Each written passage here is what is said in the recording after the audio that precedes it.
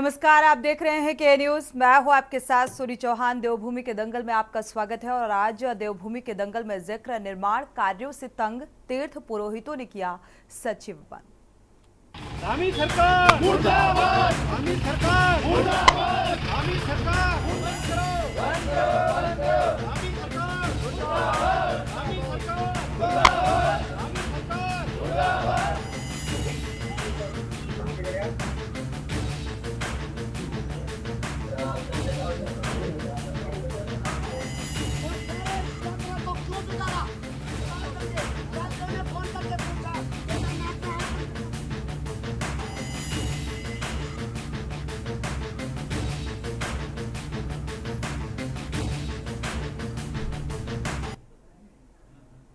उत्तराखंड में तीर्थ पुरोहितों की नाराजगी थमने का नाम नहीं ले रही है। दरअसल एक ओर जहां तीर्थ पुरोहित नए चारधाम यात्रा मार्गों का विरोध कर रहे हैं, तो दूसरी तरफ केदारनाथ में तीर्थ पुरोहितों ने सूचना आयोग के सचिव को बंधक बनाकर उनका जमकर विरोध किया है।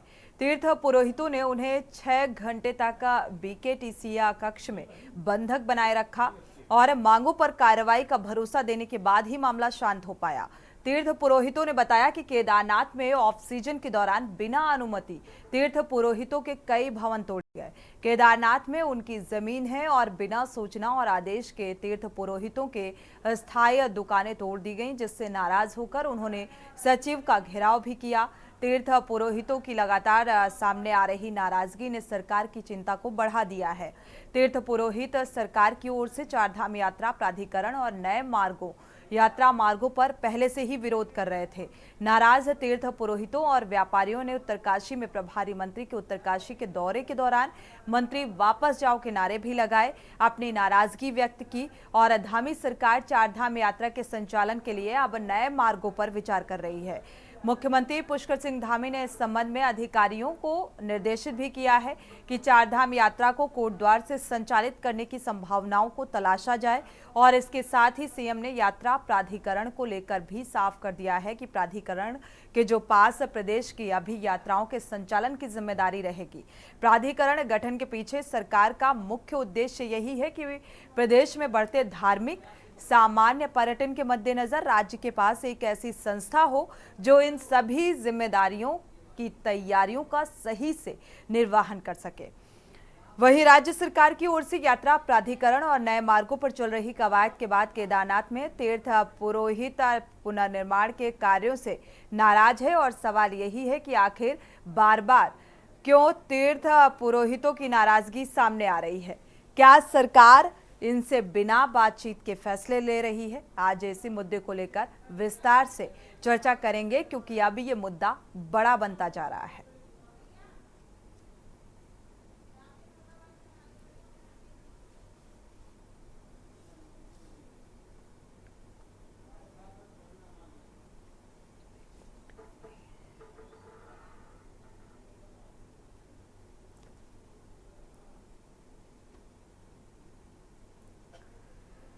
तो 6 घंटे तक सचिव को तीर्थ पुरोहितों द्वारा बंधक बनाया गया। जब आश्वासन मिला, इसके बाद समझा बुझाकर जो मामला है वो शांत हुआ। लेकिन यह नाराजगी तीर्थ पुरोहितों की तब से सामने आ रही है जब से चारधाम यात्रा की शुरुआत हुई।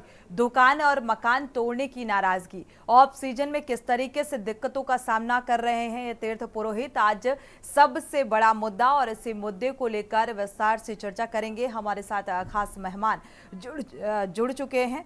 आपका परिचय करा देते हैं। राजेश बिष्ट जी हैं, बीजेपी प्रवक्ता। आपका बहुत बहुत स्वागत इस चर्चा में शामिल होने के लिए। शीशपाल सिंह बिष्ट हैं, कांग्रेस प्रवक्ता। आपका भी बहुत बहुत स्वागत इस चर्चा में शामिल होने के लिए।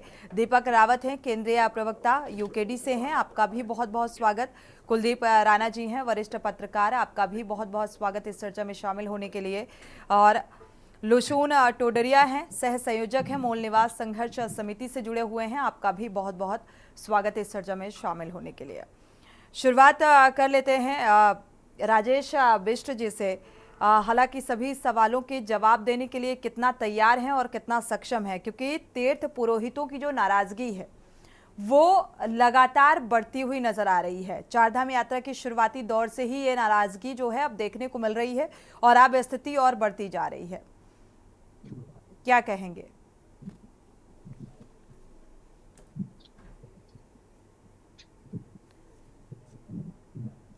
चलिए, कांग्रेस प्रवक्ता का रुख कर लेते हैं। मुझे लगता है संपर्क नहीं हो पा रहा है, अगर बाद में रुख कर लेंगे राजेश बिष्ट जी का, ताकि सभी के सवालों का जवाब बखूबी दे पाएं। शीशपाल सिंह बिष्ट का रुख कर लेते हैं। शीशपाल जी, एक बार फिर से जो तीर्थ पुरोहित हैं वो नाराज हो गए हैं और सचिव को 6 घंटे तक बंद कर लिया।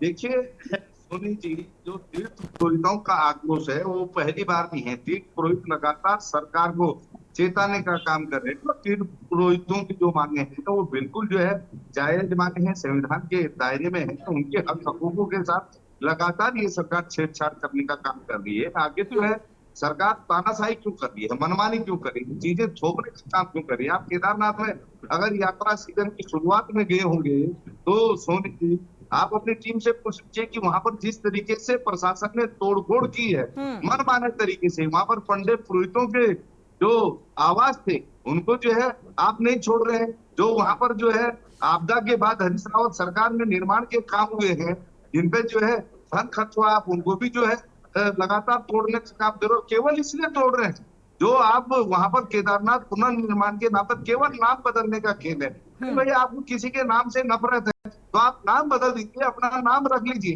लेकिन जो है जनता के धन की बर्बादी क्यों कर रहे हो। और वहां के जो स्थानीय व्यापारी हैं, जो वहां के हकदारी और तीर्थ पुरोहित हैं, आप उनको भी विश्वास में नहीं ले रहे। अगर प्रशासन केवल इतना काम कर ले, अगर आपको जो है व्यवस्थाएं सुधारनी है, अच्छी बात है, कौन नहीं चाहता व्यवस्थाएं सुधारे, लेकिन आप उसकी आड़ में अगर जो है लोगों के हक हकूक से खिलवाड़ करेंगे, मनमानी अगर करेंगे, मनमाने तरीके से अगर जो है जनता के धन की बर्बादी करेंगे तो कौन बर्दाश्त करेगा।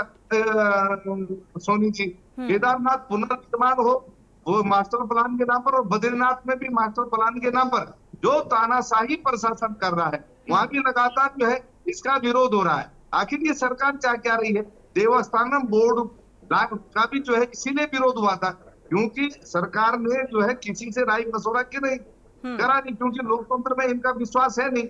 अगर आप समूचे विपक्ष को, तीर्थ पुरोहितों को, वहां के व्यापारियों को अगर विश्वास में ले लेंगे, एक सर्वानुमति अगर बना लेंगे तो इसमें सरकार पे कौन सा पहाड़ टूट जाएगा आप बताइए। और जिस तरीके से वहां पर जो है मनमानी लगातार चली, यात्रा जो है शुरू हो चुकी है और यात्रा शुरू होने से पहले से लगातार वहां पर आप अगर देखेंगे सोनी जी, आपने अगर अपनी टीम भेजी होगी बिल्कुल, इस पर डिबेट भी हो चुकी है। चार धाम की यात्रा के शुरुआती दौर में जो नाराजगी निकलकर सामने आई थी शीशपाल सिंह जी, तो उसी वक्त डिबेट में इस बात को लेकर चर्चा भी हुई थी और वो नाराजगी अभी तक बरकरार है, ये नजर आ रहा है। और इस गुस्से का, आक्रोश का शिकार जो है सचिव साहब को भी होना पड़ा है।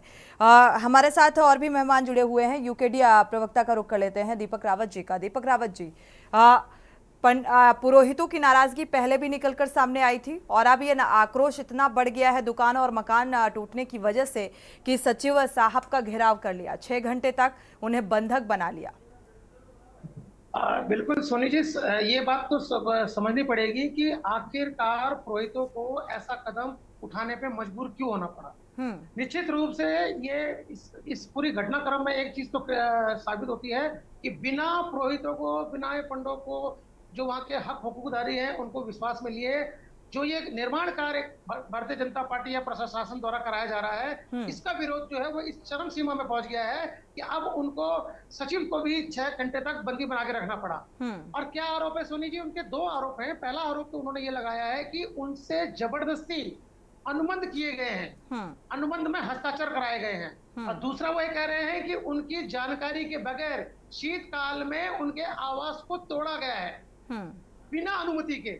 अब ये बहुत ही गंभीर आरोप है सरकार के ऊपर या निर्माण जो संस्था है उसके ऊपर और अधिकारी के ऊपर जो इसकी निगरानी कर रहे हैं, जिनकी देखरेख में ये सारा कार्य हो रहा है। यदि उनका हजारों सालों से ये भारत के स्वतंत्रता से पूर्व ये सब। चलिए, मूल निवासी भी हमारे साथ जुड़े हुए हैं जो कि संघर्ष समिति से हैं, इनसे जानेंगे कि आखिर स्थितियां जो हैं इतनी विकट परिस्थिति बनती हुई क्यों नजर आ रही है, क्योंकि ये नाराजगी जो है, इस नाराजगी पर पहले ही सरकार को थोड़ा सा ध्यान देना चाहिए था, जो कि नहीं दिया गया। अब ये नाराजगी और बढ़ गई है। हमारे साथ टोडरिया जी जुड़े हुए हैं। लोशोन जी, फिलहाल ये जो पूरा एक माहौल बना, तीर्थ पुरोहितों की नाराजगी और नाराजगी का शिकार सचिव साहब को भी होना पड़ा, आश्वासन मिला है, क्या लगता है अब इस बंधक बनाए जाने के बाद कुछ स्थितियां जो हैं वो कम होंगी? आश्वासन, सिर्फ मात्र आश्वासन मिलने से ही अगर सब कुछ सॉल्यूशन हो जाता तो उत्तराखंड के जो हमारे दोनों धामों के, चाहे वो बद्रीनाथ हो या केदारनाथ के तीर्थ पुरोहित हों, वो इस समय आंदोलन में मजबूर नहीं होते। बिल्कुल के हमें कोई शौक नहीं था, या जो तीर्थ पुरोहित था उन्हें कोई शौक नहीं था कि वो जो हमारे प्रशासनिक अधिकारी है उनको जबरन बंद करते। जब बिल्कुल ही सर से पानी ऊपर हो गया, बिल्कुल मजबूरी हो गई थी कि उनको जबरन बंद करना पड़ा, क्योंकि लगातार तानाशाही हो रही है, मकान तोड़े जा रहे हैं और अनुमति नहीं ली जा रही है। तीर्थ पुरोहितों को बिल्कुल विश्वास में नहीं लिया गया, चाहे वो केदारनाथ की बात हो चाहे वो बद्रीनाथ की बात हो। केदारनाथ में भवन तोड़े गए और जो निर्माण कार्य भी हो रहा है उससे भी लगातार जो केदारनाथ के तीर्थ पुरोहित हैं और हक हकदारी हैं उनके भवन टूट रहे हैं। तो उन्होंने जब अपने लोकतांत्रिक तरीके से अपनी शिकायत दर्ज कराई, उसके बावजूद भी उत्तराखंड की सरकार, शासन प्रशासन ने बिल्कुल भी उनकी बातों पे गंभीरता से विचार नहीं किया गया। तो जब थक हार के मजबूर तीर्थ पुरोहितों ने जो प्रशासनिक अधिकारी है उसको बंद करना पड़ा।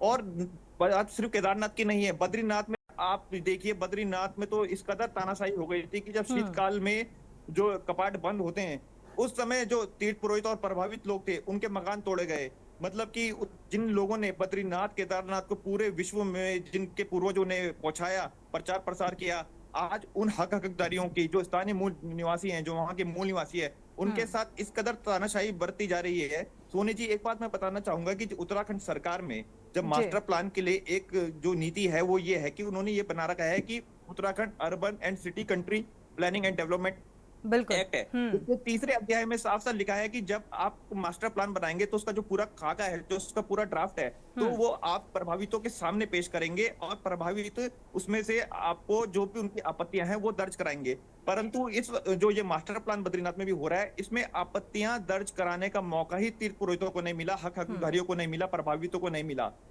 बद्रीनाथ में वो भवन भी टूट गए हैं। अब जैसे कि पंच भैया मोहल्ला, बद्रीनाथ में एक मोहल्ला हुआ करता था, वो मास्टर प्लान की जद में आ गया, जबकि वो मास्टर प्लान में था ही नहीं, वो टूट गया पूरा। वो बिना मास्टर प्लान की परिणति में नहीं आता था, पर वो टूट गया। ये कहा गया है कि बद्रीनाथ में भले ही 75 मीटर में ही अधिग्रहण हो रहा है, परंतु वहां 90% जो प्रभावित थे उनसे अनुमति नहीं ली गई है, उनसे एनओसी नहीं ली गई है, और लगातार वहां निर्माण जो कार्य हो रहा है उससे लगातार जो बद्रीनाथ के जो स्थानीय निवासी है, वहां के जो प्रभावित हैं, उनके सारे भवन टूट गए हैं। आज जो लोग जिनके वहां बड़े बड़े रोजगार होते थे, जिनकी प्रसाद की दुकानें होती थी, छोटे रोजगार भी होते थे, प्रसाद होती थी, बिल्कुल, कपड़े की दुकान होती थी, और शायद यही वजह है कि अब तीर्थ पुरोहित इस कदर यहाँ तक पहुंच गए हैं कि उन्होंने सचिव साहब को ही बंधक बना लिया। शायद उनको ऐसा लग रहा हो कि ऐसा करने से में भी इस समस्या का जो समाधान है वो निकलकर सामने आएगा। कुलदीप राणा जी का रुख कर लेते हैं। कुलदीप राणा जी, क्या लगता है ये किस तरीके का, ये कैसा मास्टर प्लान है कि मास्टर प्लान जो है पहले ही स्थानांतरित या इसको धरातल पर उतारने से पहले इसका विरोध शुरू हो गया है, और साथ ही जो तीर्थ पुरोहित हैं उनको आपत्ति दर्ज करने का भी मौका नहीं दिया गया, किसी तरीके का कोई नोटिस नहीं थमाया गया दुकान और मकान तोड़ने से पहले। ये गंभीर आरोप हैं। देखिए सोनी, ये जिस तरह की घटनाएं हमारे तीर्थ स्थलों में देखने को मिल रही हैं, खासकर केदारनाथ में ज्यादा चीजें उभर करके सामने आ रही हैं, और ये जो घटनाक्रम हो रहा है इसमें कहीं ना कहीं सरकार की और शासन की के बीच एक बड़ी खाई दिखाई दे रही, क्योंकि देखिए सरकार जो है उसमें राजनीति की कभी नहीं चाहेगा कि जनता उनके खिलाफ चीजों को लेकर के एक्टिव हो, क्योंकि उससे उनको राजनीतिक नुकसान होता है, ठीक है। और जो सचिव है, जो अधिकारी है शासन में बैठा, उसको चुनाव नहीं लड़ना, वो जनता के प्रति सीधे तौर पर जवाबदेह नहीं होता है, बिल्कुल वो जवाबदेह होता है सरकारों के लिए, ठीक है। और खासकर जो हमारा एडमिनिस्ट्रेटिव सिस्टम होता है उसमें जो शासन की भूमिका होती है वो सीधे सीधे सरकार के अधीन होती है। सचिवालय में एक भवन होता है जहां मुख्यमंत्री बैठते हैं और पूरा सचिवालय उसी के उसमें चलता है, ठीक है। उत्तराखंड में ये आज की बात नहीं है, शुरुआत से ऐसा रहा है कि यहाँ अधिकारियों ने चीजों को लेकर के कभी भी सरकार को उतनी गंभीरता से नहीं लिया, और हर बार ये बात उठती रही है कि जो ब्यूरोक्रेसी है वो सरकार से हावी है, सरकार पे हावी है, सरकार के पपोस में नहीं है, नियंत्रण में। अब आप देखिए कि एक अधिकारी जिसे 2021 में त्रिवेंद्र रावत ने भी मुख्यमंत्री रहते हुए इनके ऊपर कार्रवाई की थी, अरविंद पांडे के ऊपर लापरवाहियों को बरतने में और कई सारी चीजों में उनके मुख्यमंत्री के संज्ञान में आया, और वो देहरादून के एडीएम प्रशासन के पद पे थे, तब उनको यहाँ से हटा दिया था। ठीक है, अरविंद पांडे उत्तराखंड पीसीएस के सबसे ज्यादा रसूखदार अधिकारियों में माने जाते हैं, और वो अपनी उस रसूख का इस्तेमाल करके हमेशा क्रीम पोस्टिंग पा लेते हैं। अब आप एक चीज देखिए कि केदारनाथ का प्रकरण और बद्रीनाथ का निर्माण ये प्रधानमंत्री के ड्रीम प्रोजेक्ट में है, बिल्कुल, और प्रधानमंत्री के ड्रीम प्रोजेक्ट में होने के बावजूद भी राज्य के पीसीएस सेवा के अधिकारी का अगर ये एटीट्यूड है, तो इससे समझा जा सकता है कि उत्तराखंड में जो प्रशासन है और जो प्रशासन है वो सरकार की कितनी पकड़ में है। बिल्कुल। दूसरी चीज ये है कि यहाँ पर जो घटनाएं हुई, हालांकि कल जो घटना हुई उसमें तीर्थ पुरोहितों ने भी, अगर देखा जाए, अगर उन्होंने बंधक बनाया है उसको, क्योंकि कई बार ये निकल करके आ रहा है कि बंधक नहीं बनाया था, वो बीकेटीसी भवन में अधिकारी खुद चले गए थे और वहां बैठ गए थे, और जो बाकी तीर्थ पुरोहित थे वो कक्ष के बाहर उन्होंने धरना दिया। तो कक्ष के बाहर धरना दिया तो स्वाभाविक सी बात है कि वो अंदर बैठे हुए हैं, तो वो बाहर नहीं आ सकते। ठीक है, क्योंकि अगर एक प्रशासनिक अधिकारी को इस तरीके से अगर बंधक बनाने वाली घटना होती तो ये कानूनन एक अपराध है और इस पर कानूनी कार्रवाई हो सकती थी। बिल्कुल। ठीक है, लेकिन ये थोड़ा सा हमें इसको प्रशासनिक दृष्टि से भी और कानून की दृष्टि से भी देखना होगा। ठीक, इससे पहले भी क्योंकि वहां पर ये इस तरह की घटनाएं निकल करके आई कि देखिए, आपको एक बात समझनी होगी कि केदारनाथ की यात्रा, बद्रीनाथ की यात्रा या उत्तराखंड के 4 धाम की यात्रा, ये हजारों सालों से चली आ रही यात्रा है।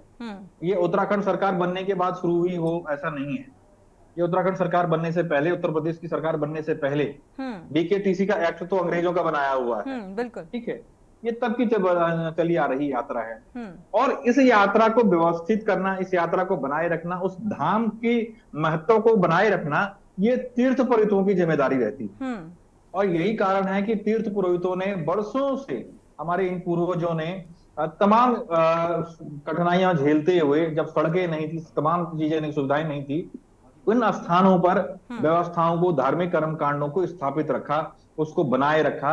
यही कारण है कि आज जो हम सरकार इस बात को समझती है कि भाई तीर्थ पुरोहितों की भूमिका क्या है और कितनी इंपॉर्टेंस है, क्या सरकार इस बात को अभी तक समझ पाई? बिल्कुल, एक ऐसी धार्मिक व्यवस्था जो हजारों सालों से चली आ रही है, अगर आपको उसमें कोई बदलाव या सुधार करना है, अगर आपको लगता है कि नए दौर के साथ चीजें बदल रही हैं, आज के ट्रांसपोर्टेशन बदल रहा है, उस लिहाज से आपको कोई सुधार करना है, तो सरकार को ये चाहिए था और ये होना भी चाहिए कि आप उन लोगों के साथ जो वहां के हक हकूकधारी हैं, उनके साथ बैठ करके संवाद करें, बिल्कुल, उनके साथ बैठ करके बातचीत करें। ठीक है, क्योंकि वो व्यवस्था एक जमी जमाई व्यवस्था है। बिल्कुल, आप एक जमी जमाई व्यवस्था को नहीं तोड़ सकते। बातचीत करने से बड़ी समस्याओं का समाधान निकलकर सामने आ जाता है। कुलदीप जी, जी बिल्कुल।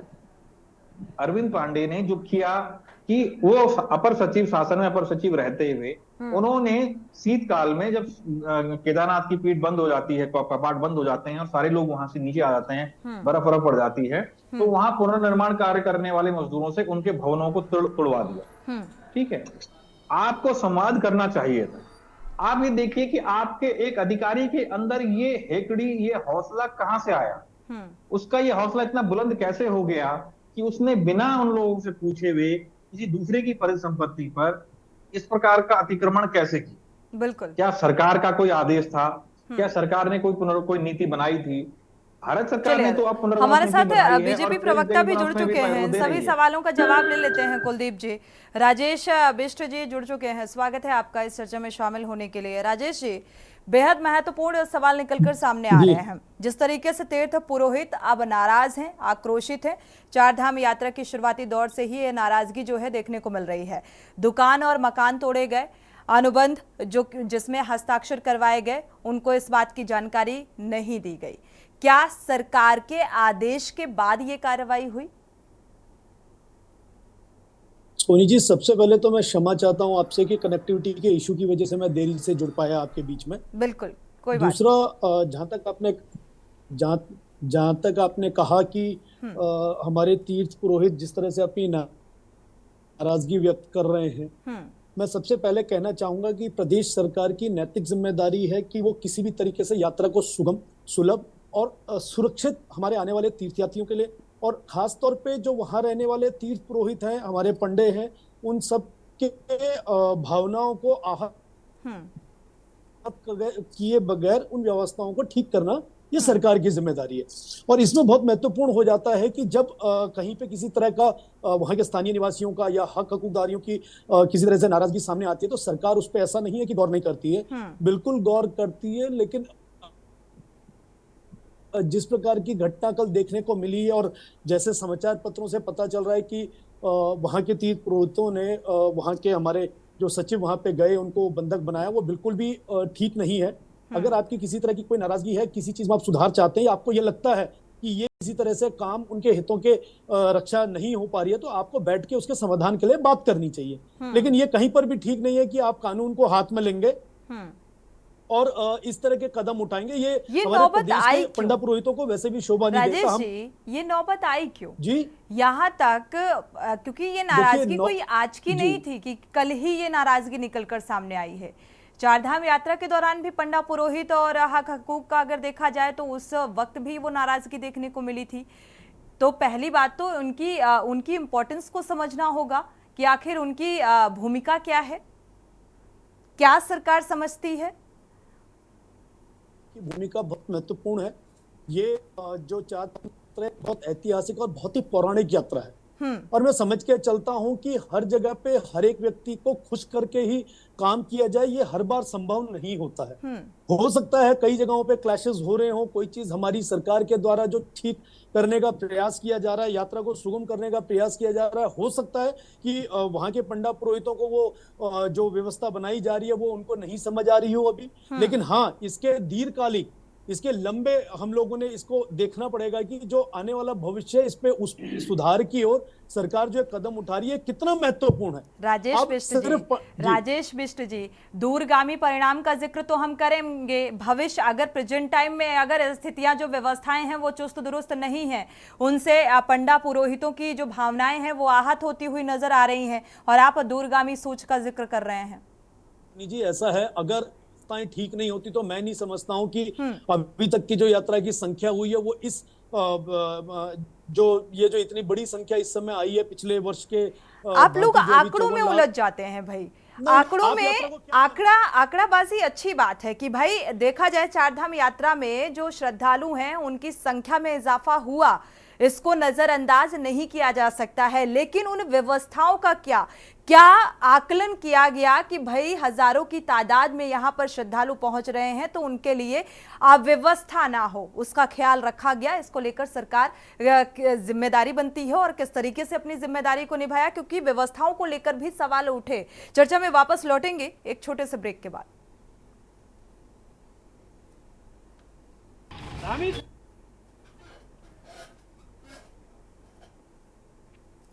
ब्रेक से वापस आ रहे हैं और लगातार देवभूमि के दंगल में चर्चा अब पुरोहितों की नाराजगी को लेकर कि आखिर इस नाराजगी का अब समाधान सरकार क्या निकालेगी, और सरकार और शासन के बीच ये गैपिंग जो आ रही है, नजर भी आ रही है, इसको लेकर अब आगे क्या कुछ होने वाला है। इसको लेकर विस्तार से चर्चा करते हैं। हमारे साथ खास मेहमान जुड़े हुए हैं।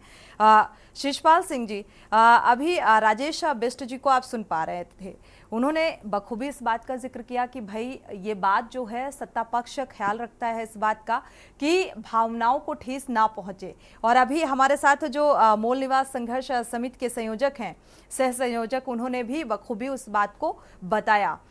तानाशाही जैसे शब्द का इस्तेमाल किया गया। अभी आगे उपचुनाव है, नामांकन की प्रक्रिया पूरी हो चुकी है। आज ही सुन रहे थे उत्तराखंड के सीएम जो हैं पुष्कर सिंह धामी कह रहे थे बद्रीनाथ ऑल वेदर रोड का जिक्र कर रहे थे, कनेक्टिविटी को कैसे बढ़ावा दिया जाए। लेकिन इस बीच ये नाराजगी इन चुनाव में क्या कुछ असर डालेगी?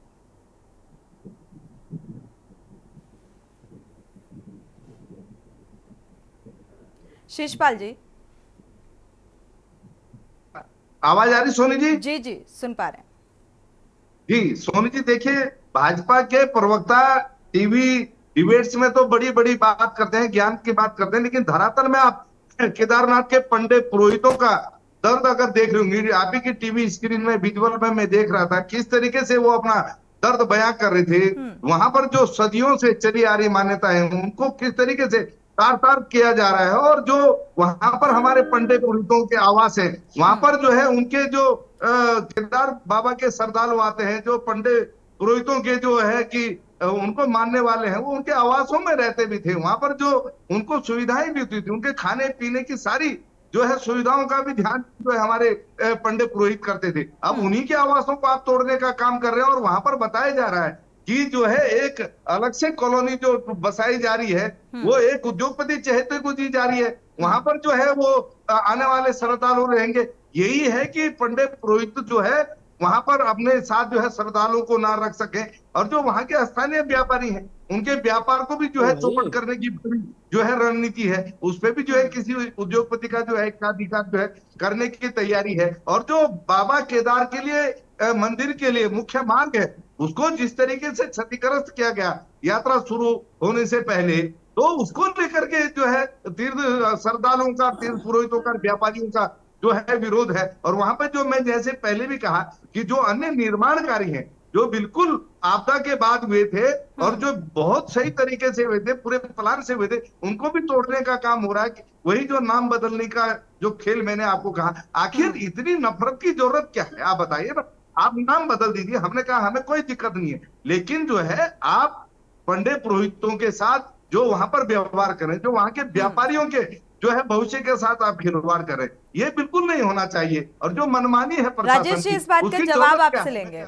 जो शिषपाल सिंह जी ने कहा कि पंडा पुरोहित जिनका हक, वो अब अपने हक के लिए अब नाराज हैं और दुकान और मकान जिस तरीके से तोड़ा गया, तो इसको लेकर क्या इन्हें मुआवजा दिया जाएगा, क्या रहने की उचित व्यवस्था की जाएगी?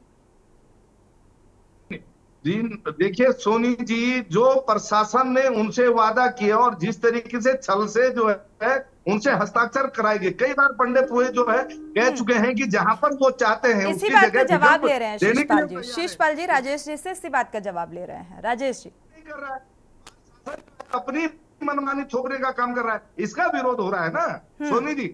बिल्कुल शिषपाल जी, इसी बात का हम जवाब राजेश बिष्ट जी से ले रहे हैं। राजेश जी, आपको आवाज मिल पा रही है क्या? जी जी, शिषपाल जी ने जो आरोप लगाए, जो साफ तौर पर, क्योंकि ये हक की लड़ाई है, दुकान मकान अनुबंध में हस्ताक्षर बिना जानकारी के ऐसे करवाए गए, जो बातें निकलकर सामने आ रही हैं, अब रहने की क्या उचित व्यवस्था और पहले से कोई नोटिस क्यों नहीं थमाया गया?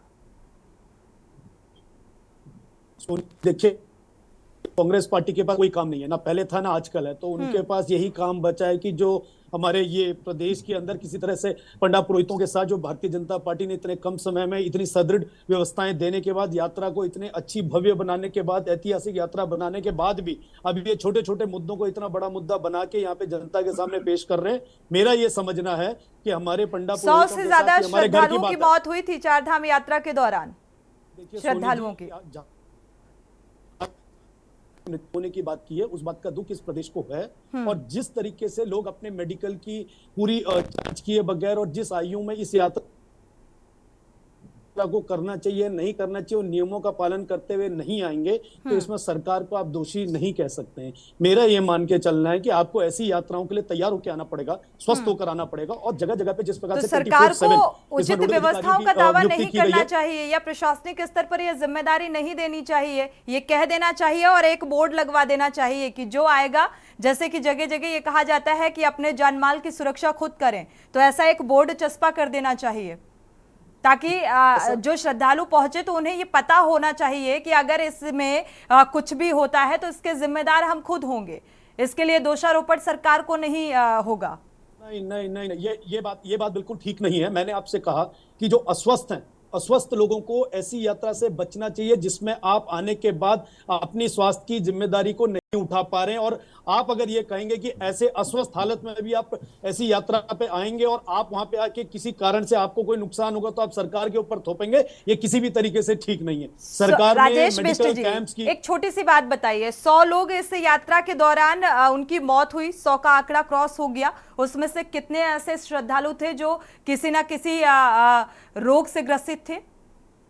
सोनी जी, आप ये बताइए कि जितने लोग आए ये किस दुर्घटना में या किसी और वजहों से इनकी मृत्यु का कारण बना है? सरकार का दोष कहां पे आप करें?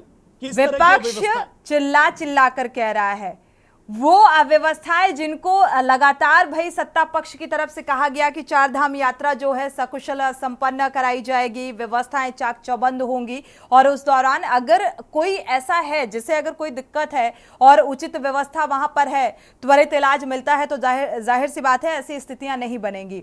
हमारे साथ मूल निवास संघर्ष समिति के संयोजक भी जुड़े हुए हैं, लुशून टोडरिया जी। लुशून जी, फिलहाल अब जो स्थितियां बन रही हैं, क्योंकि दुकान और मकान को लेकर राजेश बिष्ट जी से कहा कि भाई रहने की क्या उचित व्यवस्था अब होगी, क्या सरकार की तरफ से ऐसा कुछ होगा, तो ये जवाब मुझे अभी निकलकर सामने नहीं आया। फिलहाल तीर्थ पुरोहितों की क्या कुछ मांग? देखिए सोनी जी, हमारी तो हमेशा से जो तीर्थ पुरोहितों की मांग थी, हक आरोप की मांग थी, उन्होंने मूल निवास जो समिति है उन्होंने हमें भी अवगत कराया कि जो मुआवजा, पुनर्वास और मुआवजे की जो नीति है वो सरकार स्पष्ट करे कि भाई क्या आपने अभी तक मकान तोड़ दिए गए हैं बिना एनओसी किए, और आप मुआवजा देने में आप गुमराह कर रहे हो, आप मकान देने में गुमराह कर रहे हो। जिनके दुकानें थी उनको तो मतलब ऐसा हुआ है कि उनको दुकान के बदले, जिनकी एक दुकान थी उनको दुकान के बदले किराएदारों को 4 दुकानें मिल गई है, और जो दुकान का मालिक था उसको सिर्फ एक ही दुकान मिली है। 12 जिनकी दुकानें थी वो एक छोटी सी दुकान में आज बैठे हुए हैं। कहीं कहीं तो ऐसा भी हो रहा है कि जिनके 40-50 सीटर होटल थे वो बेचारे आज 4 सीटर होटल चला रहे हैं खुद अपने छोटा से ढाबे में। तो रोजगार तो पूरी तरह से खत्म कर दिया गया है, और ये कहीं ना कहीं ये बताता है कि ये मास्टर प्लान नहीं है, ये एक डिजास्टर प्लान है। जिस डिजास्टर प्लान में पूरी की पूरी, एक तो उच्च हिमालय में आप बड़े बड़े मॉल बनाना चाह रहे हैं, इतने उच्च हिमालय में आप मॉल बना के जो हमारे भी पूर्वज इस समय बद्रीनाथ केदारनाथ में जब गए होंगे तो क्या वो बड़े बड़े निर्माण कार्य नहीं कर सकते थे? वो वहां के हिमालय की संवेदनशीलता को समझते थे, कभी भी उन्होंने हिमालय के साथ छेड़छाड़ नहीं करी। पर अब ये दिखाया जा रहा है कि बड़े बड़े मॉल बनाए जाएंगे, तो वो बड़े बड़े मॉल किसके लिए होंगे? वो उत्तराखंड के मूल निवासियों के लिए तो नहीं होंगे। वो बड़े बड़े मॉल उन्हीं लोगों के लिए होंगे जो बड़ी बड़ी कंपनियां हैं, जो बड़े बड़े बाहर के माफिया हैं, उनको पूंजीपति है, उनको धीरे धीरे करके पूरा बद्रीनाथ केदारनाथ बेचने का ये पूरा का पूरा डिजास्टर प्लान दिख रहा है। ये मास्टर प्लान सिर्फ और सिर्फ झुंझुना है, और उत्तराखंड की सरकार बिल्कुल भी स्पष्ट नहीं कर पा रही है, गुमराह कर रही है वहां के हकदारियों को, तीर्थ पुरोहितों को। और साफ साफ साफ ये दिख रहा है कि उत्तराखंड के जो वहां स्थानीय बद्रीनाथ केदारनाथ के जो मूल निवासी है उनको वहां से हटाने की ये पूरी की पूरी प्लानिंग है। तीर्थ पुरोहितों को हटाने की ये पूरी प्लानिंग है, और इसीलिए ये प्लान, मास्टर प्लान तैयार किया गया है, आपका ऐसा मानना है? हमारे साथ यूकेडी प्रवक्ता, आपके हिसाब से जो मॉल हैं, जो बिल्डिंग्स हैं, जो ऑफिस हैं या उद्योग हैं, वो नहीं लगाए जाने चाहिए? हमने भारतीय जनता पार्टी के प्रवक्ता जी को सुना है, उससे तो ये लगता है कि हजारों साल की जो परंपराओं से जिस तरीके से ये यात्राएं चल रही थी, चाहे वो बद्रीनाथ की हो, केदारनाथ की हो, वो अव्यवस्थित थी। जब से भारतीय जनता पार्टी इस प्रदेश में आई है तब से वो व्यवस्थित करने की कोशिश कर रहे हैं। इससे पहले हजारों साल जो चल रहा था अव्यवस्थित। अब ये इनका कहना है कि आयु सीमा में भी निर्धारित करना चाहते हैं कि कौन लोग आए और कौन लोग नहीं आए।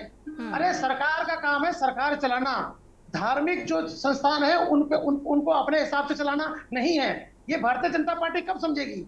लेकिन मुझे उनकी सारी बातों से ऐसा लगता है कि जो बद्रीनाथ और केदारनाथ है ये अपने हिसाब से चलाना चाह रहे हैं सारी व्यवस्था को, ये अपने हिसाब से। अब आप बताइए, तीर्थ पुरोहितों की चिंता नहीं थी, लेकिन वीआईपीओ को थार में इधर से उधर ले जाना हो उसकी चिंता थी।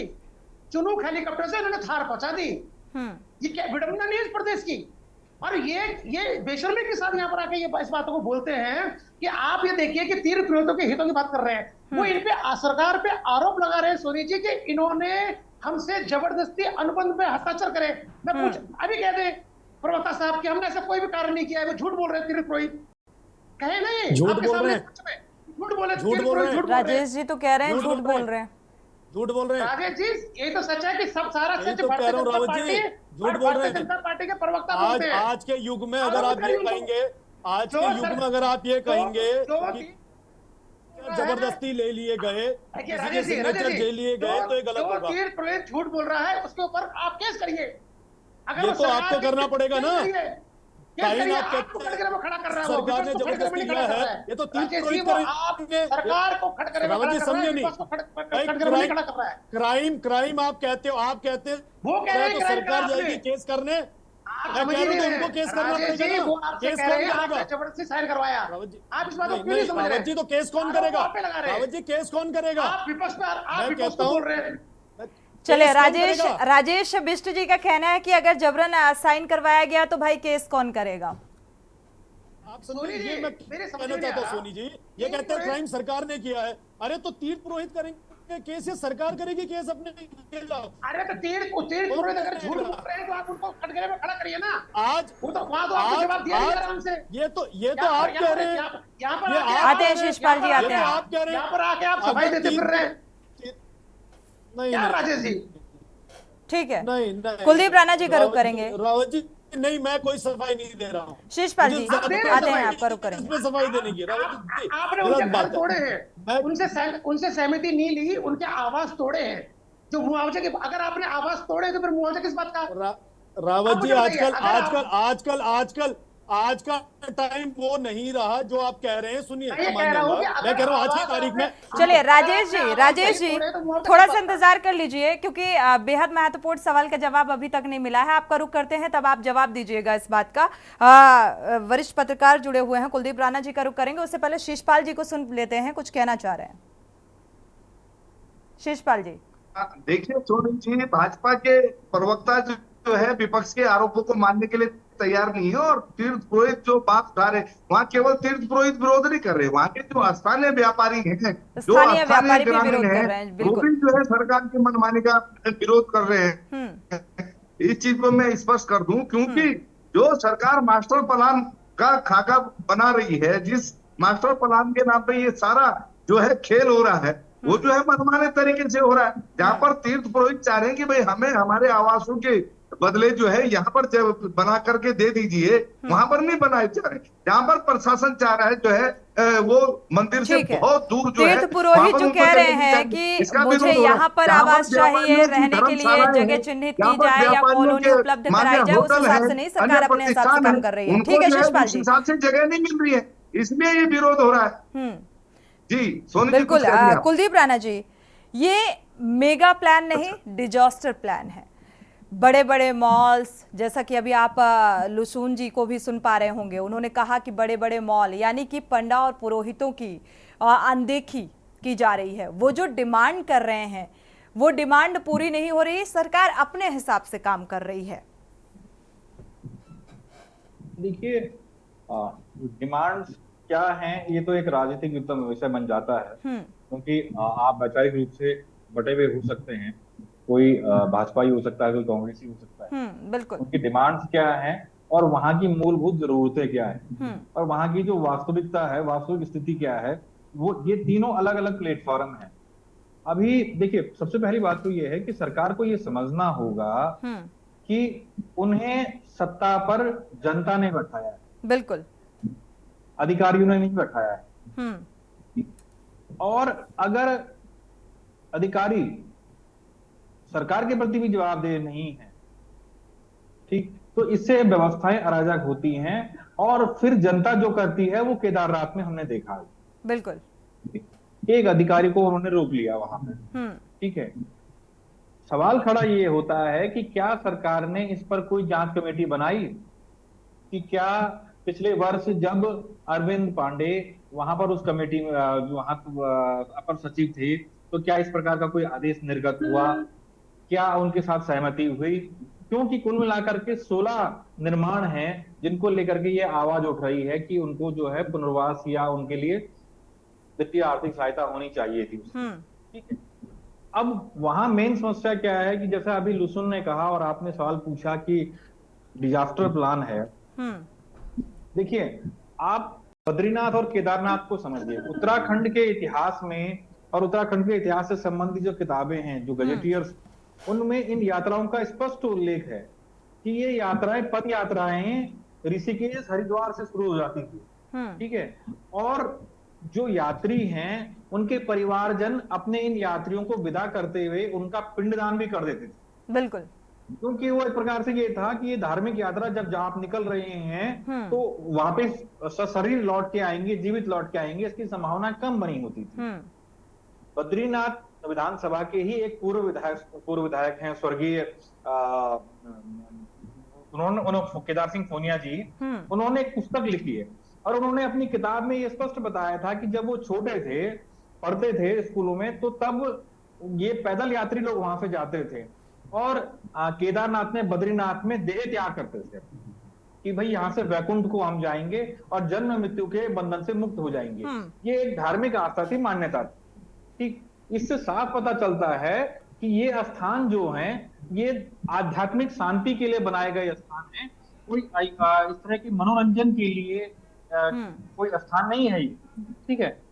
अब जिस प्रकार, अब एक देखिए, एक चीज समझने की बात है कि उस कालखंड में जब तकनीकी रूप से हम कहते हैं कि हम इतने सक्षम नहीं थे, आज तो हम अपने आप को कहते हैं कि टेक्निकली हम बड़े साउंड हो गए हैं, हमारे पास बड़े बड़े उपकरण हैं, लेकिन उस दौर में जब हम टेक्निकली साउंड नहीं थे, उन मंदिरों का निर्माण किया गया। आप देखिए उनका आर्किटेक्चर समझिए, इतनी बड़ी केदारनाथ की आपदा आई और केदारनाथ मंदिर पर उसका प्रभाव नहीं पड़ा। क्या आर्किटेक्चर रहा होगा, कैसे वो पत्थर, उतने बड़ी बड़ी शिलाएं एक के ऊपर एक रख करके उन मंदिरों का निर्माण किया गया, ठीक है। तब तो कोई इस तरह की जेसीबी नहीं थी, इस तरह के बुलडोजर नहीं थे, ठीक है। जब उस तकनीक से उस समय निर्माण हो सकता था, तो उन्हीं तकनीकों को शोध करके क्या हम आज के दौर में वहां पर इस प्रकार का निर्माण नहीं कर सकते थे? क्या हम उन्हें अपने पारंपरिक जो हमारी व्यवस्थाएं हैं, जो उससे जुड़े हुए लोग हैं, जो काश्तकार हैं, उन लोगों को जोड़ करके काम नहीं कर सकते थे? आज केदार घाटी में जो पर्यावरण की दृष्टि से अति संवेदनशील है, हमने देखा वहां ग्लेशियर, अभी एक महीने पहले भी एक ग्लेशियर ऊपर से टूट के आ गया था, बिल्कुल, है ना। वहां जो दर्शनार्थी थे उनकी सांसें अटक गई थी, ठीक। ऐसे में हम वहां पर इतने भारी भरकम उत्पाद लेकर के जा रहे हैं, यात्री को थार की क्या जरूरत है? बिल्कुल। आप भाई किसी मॉल में थोड़ी टहलने जा रखे हैं, आप यात्रा में गए हैं, शरीर को कष्ट नहीं होगा। आध्यात्म में कहा जाता है ना कि जब तक शरीर को कष्ट नहीं होगा, वीआईपी ट्रीटमेंट है ना भगवान के द्वार पे। कुलदीप जी, एक चीज बताइए, आप केदारनाथ जी के, बाबा केदार के द्वार पे कौन वीआईपी है? वो तो शमशानवासी हैं। आप तो जानते हैं, बखूबी जानते होंगे कुलदीप जी की किस तरीके से वीआईपी दर्शन की भी लाइन आजकल अलग लग रही है। ये तमाम सारी चीजें हैं। और दूसरा, हमें ये देखिए, हमें ये समझना होगा कि जिन लोगों ने उन व्यवस्थाओं को हजारों सालों से बना के रखा है, आपके इसमें कोई दो राय नहीं है, प्रधानमंत्री नरेंद्र मोदी ने ऑल वेदर रोड के माध्यम से चारधाम यात्रा को बेहद सुगम कर दिया। बहुत शानदार सड़कें हैं। मैं भी पर्वतीय जिले का रहने वाला हूँ। इन्हीं सड़कों पर हम पहले जब कॉलेजों में पढ़ते थे तब हम आते थे तो सुबह से शाम हो जाती थी, रात में कभी देहरादून पहुंचना होता था। आज सुबह जाकर के शाम को हम देहरादून, सुबह 7 बजे देहरादून से निकले और शाम को 5 बजे बद्रीनाथ मंदिर पहुंच गए हम लोग, बिल्कुल, ठीक है ना। तो यात्रा सुगम हुई है, इसमें कोई दोहराई नहीं है, ठीक है। लेकिन जिन जगहों पर हम जा रहे हैं वहां की जो व्यवस्थाएं हैं वो पौराणिक व्यवस्थाएं, उन व्यवस्थाओं का हमें मान रखना होगा। और अगर हम सरकार ऐसा करने में असमर्थ होगी तो नुकसान सरकार का होगा, क्योंकि चुनाव सरकार को लड़ना है, बिल्कुल वोट सरकार को मांगने जाना है, अधिकारी को मांगने नहीं जाना है। बिल्कुल। राजेश मिश्र जी, आपका रुख करेंगे। आप सुन पा रहे थे, क्योंकि सरकार और शासन के बीच जो ये खाई है, या जो एक मत कहा जाए या कार्यशैली को लेकर थोड़ा सा गैपिंग जो आ रही है, इसको लेकर, और साथ ही अभी आगे उपचुनाव भी है, नामांकन की प्रक्रिया भी पूरी हो चुकी है, और ऐसे में ये घटनाक्रम सामने आ रहा है, यानी कि पुरोहितों की नाराजगी, स्थानीय व्यापारियों की नाराजगी। अब इसका समाधान क्या है सत्ता पक्ष के पास? क्या उचित मुआवजा या उचित रहने की व्यवस्था की गई? देखिए मैंने आपको पहले ही जिस प्रकार से कहा कि हमारे पंडा पुरोहितों की हक हकूकदारियों के किसी भी तरीके से उनके जो भावनाएं हैं, जो वो जिस वजह से उनको विस्थापित होना पड़ रहा है या जो नई व्यवस्था उनको देनी पड़ रही है, उसमें कहीं पे भी कोई कोताही नहीं बरती जाएगी। किसी चीज को करने में थोड़ा समय लगता है और सबको पेशेंस बना के रखना चाहिए। और जो नाराजगी हमारे लोगों के बीच में किसी भी प्रकार से हुई है, चाहे अधिकारियों की वजह से हुई है या तालमेल की वजह से हुई है, ये बहुत शीघ्र दूर हो जाएगी। और इस विषय पे मुझे लगता है कि हम लोग अपने लोगों को जहां पे भी उनके अच्छे के लिए, बेहतर करने के लिए बात कर सकते हैं, वो बहुत अच्छी बात है। और इसमें समाधान कहीं ना कहीं बहुत जल्द निकलेगा। और अभी कई सारी बातें हो रही थी कि जैसे पौराणिक तौर पे पैदल यात्रा हुआ करती थी, संसाधन कम हुआ करते थे, पिंडदान कर दिया जाता था, ये बिल्कुल ठीक बात है। ये वो धरोहर है जिस धरोहर को हमारे पूर्वज किसी समय पे पिंडदान करके इस उम्मीद से जाते थे कि पता नहीं वापसी हमारी वहां से हो पाएगी या नहीं हो पाएगी। लेकिन इस बात से भी हम लोगों को मानना पड़ेगा कि आज के टाइम में आदमी के पास समय की बहुत कमी, और वो ये चाहता है कि सारी व्यवस्थाएं, सारी सुविधाएं जिस प्रकार से मैदानी इलाकों में मिलती है, हर जगह जो संपदा है या जो प्राकृतिक चीजों को सहेजना भी तो जिम्मेदारी है ना सरकार की। नहीं सोनी जी, वो बिल्कुल ठीक है। सरकार हमारी हो या किसी की भी हो, उसके विकास के लिए, डेवलपमेंट के लिए और वहां पे सुगम और सुरक्षित व्यवस्था देने के लिए विकास भी जरूरी है। इस टाइम भारतीय जनता पार्टी सरकार है, मैं वही कह रहा हूं। अब हम विकास करने के लिए अगर कुछ चुनौतियों का सामना कर रहे हैं, तो इससे भारतीय जनता पार्टी घबराने वाली नहीं है। ठीक है, ये चुनौती हमारे सामने आ रही है, इसका जवाब भी हम देंगे, इसका लेकिन किसी की भावनाएं आहत नहीं होनी चाहिए। और ये बात बार बार निकलकर सामने आई है। कुलदीप राणा जी ने कई बार इस बात को दोहराया है कि भाई जनता आपको इस यहाँ तक पहुंचाती है, तो इस बात का भी ख्याल रखना चाहिए कि उसी आम जनता को अगर दिक्कतों का सामना करना पड़ रहा है, तो ये सत्ता पक्ष के लिए भी अच्छी बात नहीं है। नहीं, कुलदीप जी ने जो बात बोली है मैं पूर्णतः सहमत हूँ। जिनकी जितनी जानकारी उन्होंने यात्रा के बारे में बताई है, मुझे भी बहुत ज्यादा मार्गदर्शन मिला है इस यात्रा के बारे में अधिक जानकारी होने के लिए, क्योंकि मैं भी कुमाऊं से बिलोंग करता हूं। गढ़वाल की बहुत ऐसी जानकारी मेरे पास भी नहीं थी जितनी जानकारी आज मैं उनके माध्यम से सुन पाया हूं। इसके लिए मैं उनका आभार प्रकट करना चाहता हूं। लेकिन हाँ, जिन चुनौतियों का सामना भारतीय जनता पार्टी की सरकार इस समय कर रही है, उसमें किसी की भी भावनाओं को आहत नहीं किया जाएगा। जो भी समाधान सबके मन को खुश करके होगा, उसके लिए सरकार प्रतिबद्ध है और जरूर उस काम को करेगी, ये मेरा विश्वास है। चलिए, शेषपाल जी कुछ कहना चाह रहे हैं, इसके बाद लुशुन जी का रुख करेंगे। जी शेषपाल जी। देखिए, भाजपा के प्रवक्ता बार बार कह रहे हैं कि जो है वहां की मान्यताओं के साथ, वहां की परंपराओं के साथ, वहां की व्यवस्थाओं के साथ कोई भी मनमानी नहीं होगी, कोई छेड़छाड़ नहीं होगी। और वहां पर लगातार जो है ध्वस्तीकरण हो रहा है, मनमाने तरीके से प्रशासन की दादागिरी चल रही है, मनमानी चल रही है, और इसीलिए जो है वहां पर विरोध आपको देखने में आ रहा है। और अभी एक सवाल उठा था चारधाम यात्रा में मौतों को लेकर, सोनी जी आपने उठाया था कि 100 से ज्यादा मौतें हो गई हैं। हम बार बार सरकार को चेताने का काम कर रहे थे कि चारधाम यात्रा में देश विदेश से श्रद्धालु आते हैं, वीआईपी भी आते हैं, जो है गरीब भी आता है, मध्यम वर्ग भी आता है, सभी आते हैं, सरहद से आते हैं। तो उनके स्वास्थ्य की, उनके जान माल की रक्षा करने की जिम्मेदारी सरकार की है। भाजपा के प्रवक्ता ने कहा कि जो बीमार लोग हैं, जो बूढ़े लोग हैं, उन्हें चारधाम यात्रा पे नहीं आना चाहिए। इन्हें शायद परंपरा और मान्यताओं का पता नहीं है। पहले बुजुर्ग लोग ही जो है चारधाम यात्रा करते थे और विकट परिस्थितियों में वहां जाते थे, आज की जैसे सुविधाएं नहीं थी। तो ये चारधाम यात्रा तो जो है बुजुर्गों के लिए ही है, उनके प्राणों की रक्षा करने की नैतिक जिम्मेदारी है सरकार की। आखिर वो कैसे जो है व्यवस्थित तरीके से, सुखी तरीके से जो है चारधाम यात्रा करें। वहां पर आपको हमने कहा था कि जितने भी चारधाम यात्रा मार्ग हैं सोनी जी, वहां पर जितने भी जिला चिकित्सालय हैं, वहां पर सीएचसी सेंटर है, वहां पर विशेष जो है उपकरणों की व्यवस्था होनी चाहिए, विशेषज्ञ चिकित्सकों की टीमें होनी चाहिए, ऑक्सीजन की पर्याप्त मात्रा जो है चारधाम यात्रा के बेस पड़ाव जाए वहां पर होनी चाहिए। राजेश जी इस बात के जवाब देना चाह रहे हैं, जल्दी से आप जवाब दीजिए कम शब्दों में, इसके बाद मैं लुशुन जी का रुख कर लेते हैं। और उससे भी जो है आप अपनी जिम्मेदारी से पता ठीक है, ढाने का शिषपाल काम जी। करें। और मंत्री राजेश हैं, जी। जो पर्यटन मंत्री हैं, उनकी कोई जवाबदेही नहीं है चार धाम यात्रा में व्यवस्थाओं को लेकर के। यह जो चलो, गंभीरता से सरकार सोच रही है फिलहाल जिस मसले को लेकर हम लोग चर्चा कर रहे हैं, लेकिन संतोषजनक थोड़ा सा मुझे भी ये जवाब नहीं लगा। राजेश जी, शिषपाल जी की बात अगर सुनी हो तो जवाब दे दीजिए, इसके बाद आगे बढ़ते हैं। मैं अपने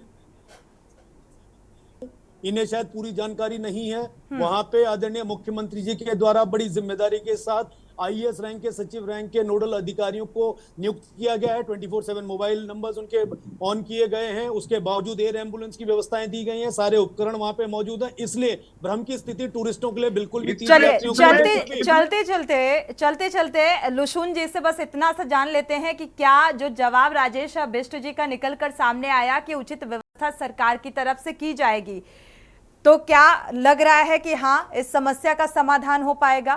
थोड़ा सा भरोसा। लुशुन जी, शिषपाल जी, समय नहीं है। राजेश जी, एम्बुलेंस की सुविधा मिल रही हो तो क्यों जा रही है इतनी संतानों की जाने भाई? क्यों जा रही है इतनी संतानों की ठीक जाने? है, बस करिए। आप लोग हर मसले पर राजनीतिक बयानबाजी करनी शुरू कर देते हैं। लुशुन जी, कुछ उम्मीद नजर आ रही कोई है? भ्रम की स्थिति नहीं फैला रहा। 100 से ज्यादा संतानों की मौतें हुई या नहीं हुई, ये बताएं आप। आजकल जिम जाते जाते जो स्वस्थ लोग हैं, कोविड के बाद पूरी दुनिया ने माना है कि स्वस्थ लोग घर के अंदर नहीं तो हार्ट अटैक सरकार से की मर जा कोई रहे हैं। नैतिक आप क्या जिम्मेदारी बात कर नहीं रहे है हैं? उसके आप साथी क्या की बात रक्षा कर की। रहे हैं? सरकार भाई आप देखो हार्ट अटैक को चैलेंज कर रहे हैं। इनका आप कहना हार्ट है अटैक कि को चार चैलेंज धाम कर यात्रा रहे हैं। जिसे आप करनी देख हो, रहे हैं देश चलिए, में फिलहाल आप कैसे चैलेंज शिषपाल जी, समय समाप्त होता है। राजेश बिष्ट जी, बस संतोषजनक जवाब निकलकर सामने नहीं आया। फिलहाल सरकार की जिम्मेदारी है। शुक्रिया आप सभी मेहमानों का इस चर्चा में शामिल होने के लिए। देवभूमि के दंगल में आज फिलहाल जिस मसले को लेकर चर्चा हो रही थी कि पुरोहितों की नाराजगी और स्थानीय व्यापारियों की जो नाराजगी निकलकर सामने आई, क्या इन पुरोहितों को उचित मुआवजा मिलेगा या रहने की कोई उचित व्यवस्था सरकार की तरफ से की जाती है या नहीं, ये देखना होगा, क्योंकि लगातार नाराजगी इसी बात को लेकर दुकान और मकान जिस तरीके से तोड़े गए हैं और साथ ही अनुबंध में जो हस्ताक्षर कराए गए वो भी बिना अनुमति के, तो इसको लेकर अब ये नाराजगी निकलकर सामने आ रही है। इसी के साथ देवभूमि के दंगल में इतना ही। आगे खबरों के लिए आप देखते रहिए के न्यूज़ इंडिया।